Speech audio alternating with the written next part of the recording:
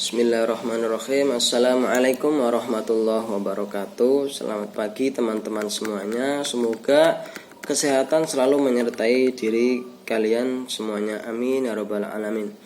Sebelumnya perkenalkan, nama saya Riyadus Shalihin, mahasiswa dari Universitas Wahid Hasyim Semarang, program studi Pendidikan Agama Islam.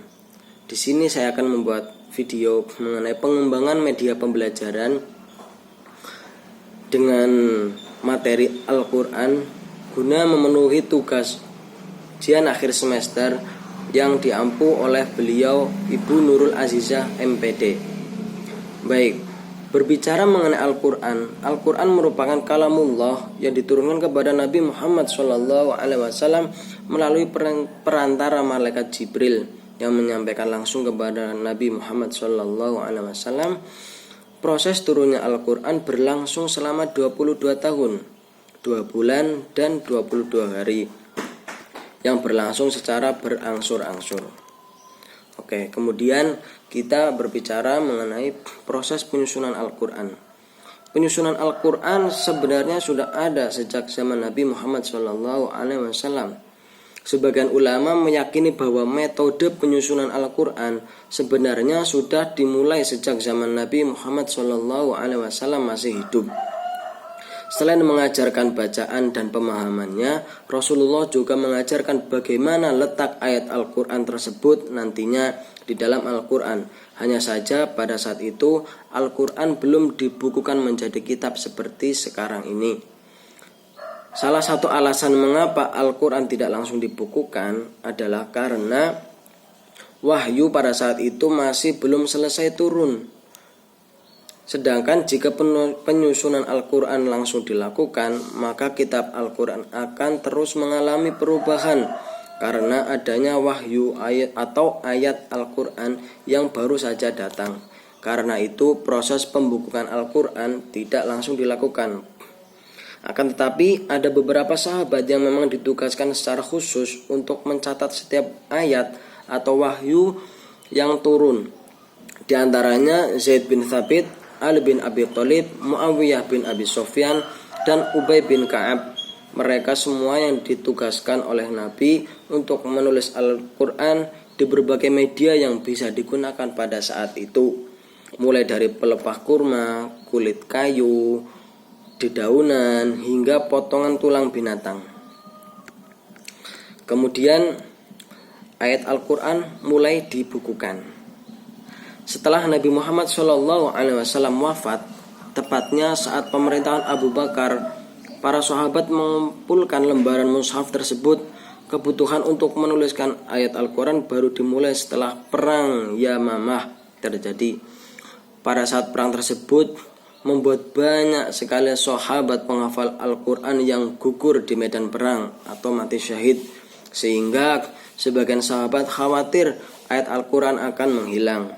Salah satu sahabat yang merasa khawatir adalah Umar bin Khattab. Dia mengadukan hal tersebut kepada Abu Bakar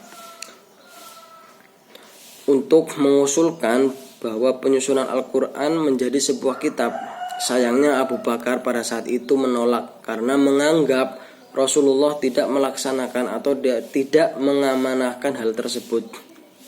Namun setelah beberapa waktu akhirnya Abu Bakar menyetujui hal tersebut. Dia lalu mengundang Zaid bin Thabit dan menunjuknya sebagai ketua pelaksana.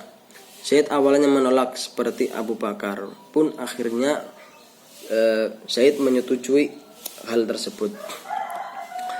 Mengumpulkan Al-Quran tentu saja bukan tugas yang ringan. Karena itu Zaid dibantu oleh banyak sahabat untuk menyelesaikannya. Mereka berupaya mengumpulkan lembaran-lembaran Al-Quran yang tersebar di berbagai tempat dan media. Lembaran yang sudah terkumpul itu diserahkan kepada Abu Bakar hingga wafat. Selanjutnya tugas tersebut dilanjutkan kembali oleh Umar bin Khattab sebagai khalifah setelah Abu Bakar. Setelah Umar meninggal, lembaran Al-Quran yang sudah terkumpulkan tersebut dijaga oleh istri Rasulullah SAW, yakni Hafsah binti Umar bin Khattab. Jadi seperti itu ya teman-teman perjalanan mengenai pembukuan mushaf Al-Quran. yang awal mulanya ditulis di lembaran-lembaran dedaunan, di tulang belulang, di bebatuan, kemudian dibukukan menjadi Al-Quran karena kekhawatiran para sahabat mengenai keaslian dari Al-Quran. Karena pada saat perang Yamamah banyak sekali para penghafal Al-Quran yang mati syahid.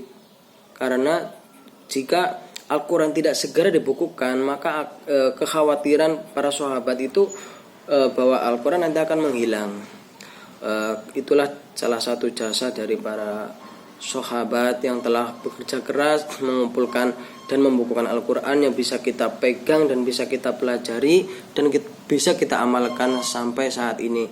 Semoga beliau-beliau mendapatkan ganjaran yang setimpal dan mendapatkan tempat yang terbaik di sisi Allah Subhanahu wa taala. Amin ya rabbal alamin.